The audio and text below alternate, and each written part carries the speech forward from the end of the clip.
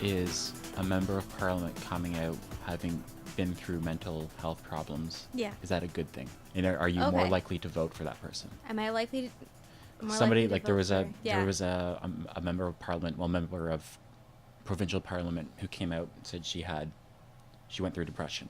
What does that mean? You're more likely to vote for that person, or is it just good? Well, more people are likely to come out saying that they suffer from a mental health issue if there are people that are in these roles and you can see that they're functioning at a high level. That's one of the more powerful positions you can have. They obviously have gone through a lot of schooling, a lot of hard work to get to that position. Then other people can be like, well, this doesn't mean that this has to limit me in any way, and that so in terms of breaking down stigma, it's a good thing.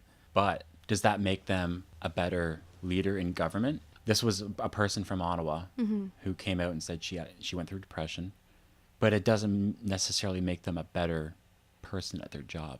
But do you think that it would make them better at their job if they have experience with mental health issues, because they're more likely to push forward and they understand how important certain aspects are of these laws, that how important they are to how crucial they are to people's lives. Yeah. So I think this person came out and said that, and I think it's good in terms of what you talked about in terms of breaking down stigma and saying, anyone can go through this, but it doesn't necessarily mean they're going to be better as a political representative, but they will have an understanding. I think if they have a better understanding, then that might make them better at, if they were in charge of, say, making laws that affect our system when it comes to mental health, then I think that that might make them better at their job, because they have more of an understanding of how. And somebody who's crucial. been through it is very different than somebody who loves somebody who's been through it. Yes. Because you have Justin Trudeau and his wife doing PSAs about how important it is to, which is great. Yeah. There's nothing wrong with it, and it's positive, but it's not nearly good enough. I mean, that's great that they'll go on and make a video and post it online and saying, I think a lot of it is just publicity. So it's trying to make the public like them without having to actually do any real change. Yeah. So it's like, look, we care, and this is how much we care, and it's all just face value. But when you're the prime minister, yeah, that's not. You can do more than just stand there and say, rah rah. Yeah. So I mean, there was also a Conservative MP who is in the Conservative leadership race who said she went through depression as well. But she had to tag on to the end of that. It didn't affect my work. She had to, make a little disclaimer in that it didn't affect. Where there's the people just assume that it would affect her work. So there's that attachment onto the. So she had to make that because most people don't have to say that. Because the number one thing people think about when you've gone through a mental health problem is, can you rely on this person? Yeah. Are they gonna break down when stuff goes, Yeah. So she had to, this was a while ago, this was years ago when she said this, but she had to put in there, but it didn't affect my ability to do my job. Yeah. If you go through a serious mental health problem, it affects everything. Yeah. I remember in school I was doing a project, and it was on mental health and stigma, mental health and things like that. And there was a person that saw my display or whatever and said that they wouldn't hire person with mental health issues. And I said, well, what's the difference between that and going on leave because of a physical disability? And then they said, well, mental health, you don't know, like there's like the unknown kind of thing, and that you can't trust them to go to work on time, or but that fear comes from a real place of concern about whether that person can function in that job, which is what getting someone help is all about. And if somebody like Justin Trudeau, whose mother went through it, he understands the importance of help, but you can also guarantee when you're the prime minister's wife, as she was, you're not going to struggle to get medication. You're not going to struggle to get help. No. It's going to be there. Yeah. So I don't think he witnessed from what he went through as a child. I mean, he saw what she went through, but he didn't. What if she wasn't the prime minister's wife? Mm-hmm. Are you going to approach it differently? Like if you saw somebody go through it and the help wasn't there, I mean, that's a big difference. And that's what a lot of people are, that stigma about hiring somebody or electing somebody who's been through it. That's why that MP said that, like, oh yeah, it didn't affect my ability to do my job. I think regardless if they have experience with it, then Yeah. it can be a positive thing when it comes to understanding how crucial it is that people get access to like psychiatrists and people have access to medications, and not everyone can afford these medications that they need. Yeah. But yeah. I think that also if there's somebody in politics that shows that they think that this is something that's really important, I don't think that they should be discredited any more than somebody who has gone through it. I think that somebody else can also make positive change if they're, there's lots of people out there that don't go through mental health, don't have a mental health issue, but they still can make positive change. Yeah. It's the same idea with the Liberal government trying to put 50% women in positions of influence. It's important because growing up as a woman, as a little girl, you grow up differently and you understand what it means. You bring that experience to your job. And it's important to have that perspective when dealing with issues. And it's not a matter of they're better at it than men or men are better at it than women. Your lived experiences shape your perspective. Yeah. I mean, you live in a place like Canada with so many different cultures and people and experiences. You need different perspectives in there. It doesn't mean that it's going to be better or worse, but Yeah. having, You don't know how much... especially with gender, with men and women, you have, Yeah. that's 50% of the population. Yeah. So if you have 75% men in there, it needs to reflect the people they're governing. If people in the mental health community want change, what is important for them to do? If people in the mental health community want change, I think Yeah. the number... Canadians who think, Yeah. There's these cracks, these mental health cracks in the system, they're not cracks, they're enormous chasms that are a huge problem. Yeah. Where do you go from there? Vote. Throw your weight around with what you can. Yeah. Your vote. Yeah. That's what politicians care about. Yeah. If you think they care about, that's how they get their jobs. And I think it's naive to think that that's not a huge thing on their list. I think if a politician thinks that mental health or like, for example, access to medications or having medications paid for that people need, if they think that that's going to be the big issue, then that's what they're going to promise people when they're going out and trying to be reelected. They're going to say, this is an issue for me. Or another party that wants to be elected will say, this is an issue.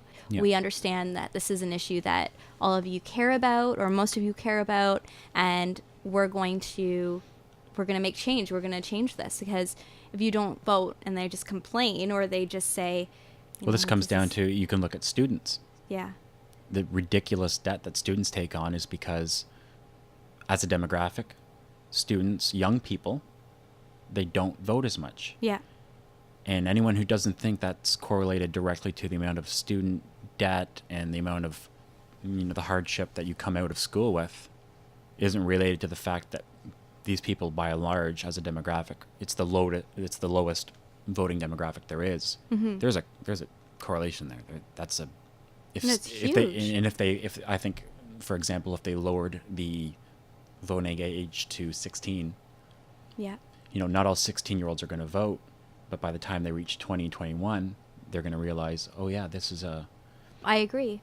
the amount of energy that they put into reading the population and reading who votes and where they vote and what people live where and how they vote. That's their job. Yeah. If they don't pay attention to that, they don't get elected, they don't get paid. They got to go do something else. Yeah, I agree. I going through university and college and university again, so many people that I ran into, they would complain about it, about the student, their debt, and how much money it costs them to go to school. And while they're going to school, some of them, like some people don't work when they go to school. And so it's like, not only are you not making money, but you're actually you're paying going to in do it. debt. Yeah. Oh, So yeah. if you think about that, then it's just, And if that sort of, if you were to, you know, throw that burden on senior citizens who vote in record numbers, I mean, that's who votes. yeah. If you look at demographics, that would last not one voting cycle. It would last, they would do away with it because they would say, oh yeah, well, you're not going to get my vote anymore. No. And I mean, that's an oversimplification of what, but if you look at the number of students who vote, I think that the voting age should be lowered yeah, because of that. I mean, not all 16-year-olds are going to vote. And some people say, well, at 16, I don't understand the system, or I don't understand really what the parties are about. So, or 16-year-olds don't really understand, or they're not informed, so they shouldn't be able to vote. I've heard people say that as well. but there is no standard on what you know. No, you don't it's true. you don't get a vote based on what you know. No. It's a right. That's the whole point of it, is no matter what you think or know or don't think or believe or don't believe, you get to go into that voting booth and vote. Yeah. So to say that argument is, there's lots of 30, 40, 50, 60, 70-year-olds who know far less than what somebody who's even 16 or 17 would know. Yeah. So that's not even, and then you're right. They don't know anything. But that's what the older generation always complains about the younger generation, and how, they had it tougher. They had to learn the hard way. They understand, the younger generation They're is soft soft and they don't know snowflake anything. is a term that I hear a lot. And I just watched something, CBC the other day, and there was this woman. She was she's middle-aged.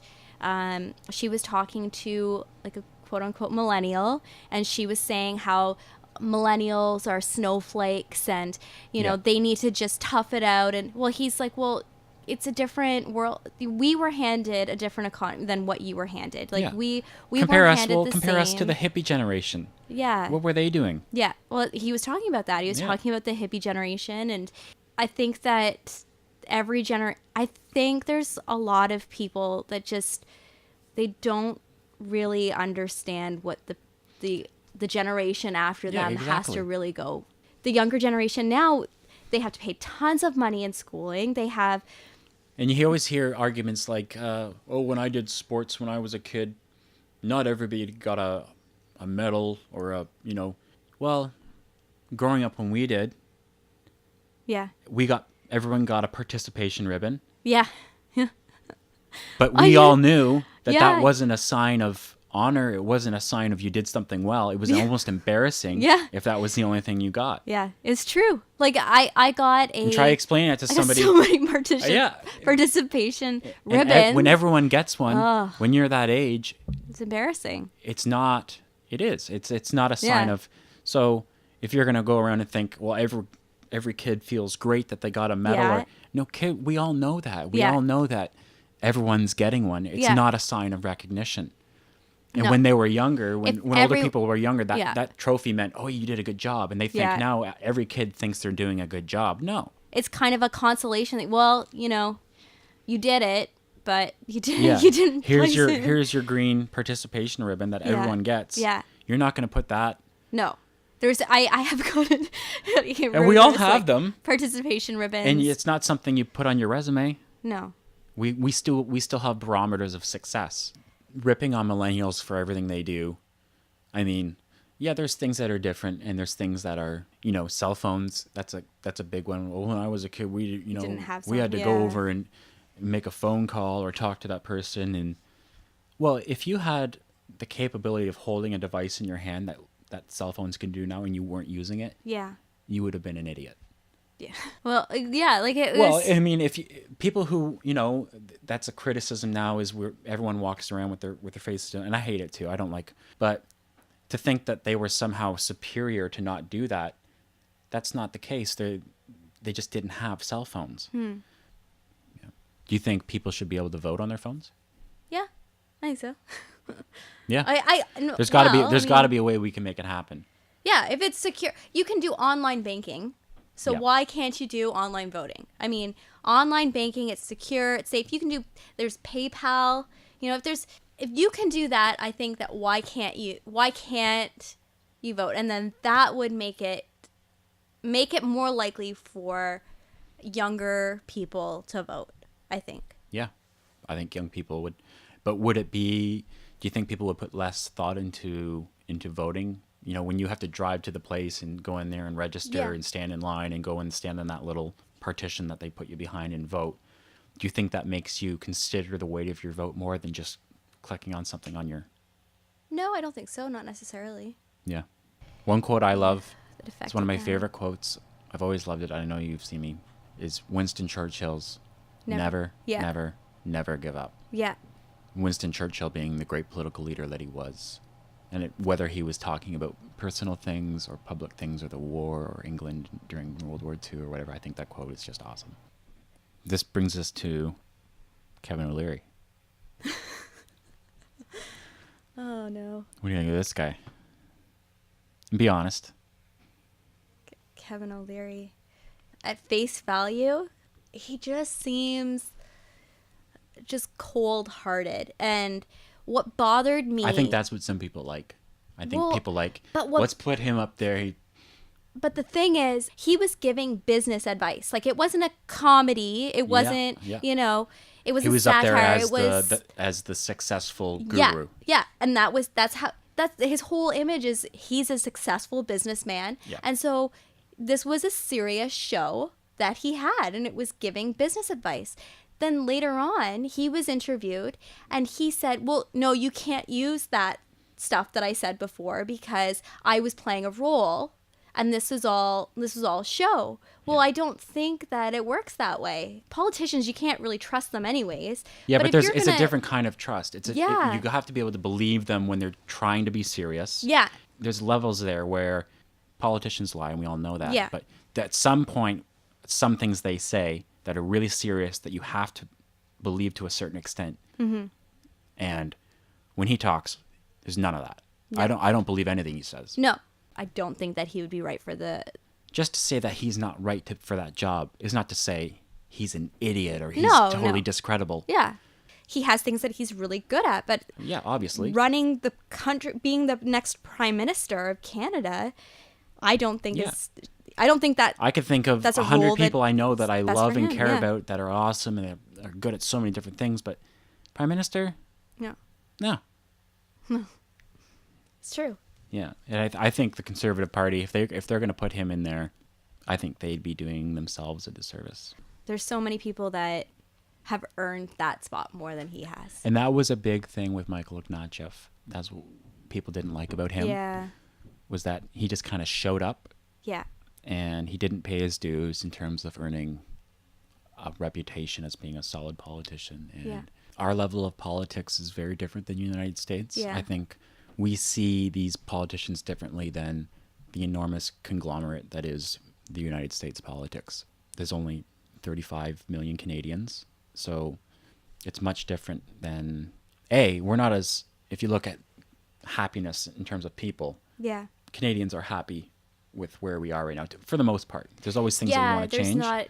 But there's not as much we're anger. We're more in line with Norway, Yeah. Sweden, Yeah. Denmark in terms of our level of happiness and our level of trust in the government. It's different here. Yeah. The United States, they were obviously upset with where they were politically. Yeah. And they wanted some, but Canadians were not that dissatisfied with what we got in there.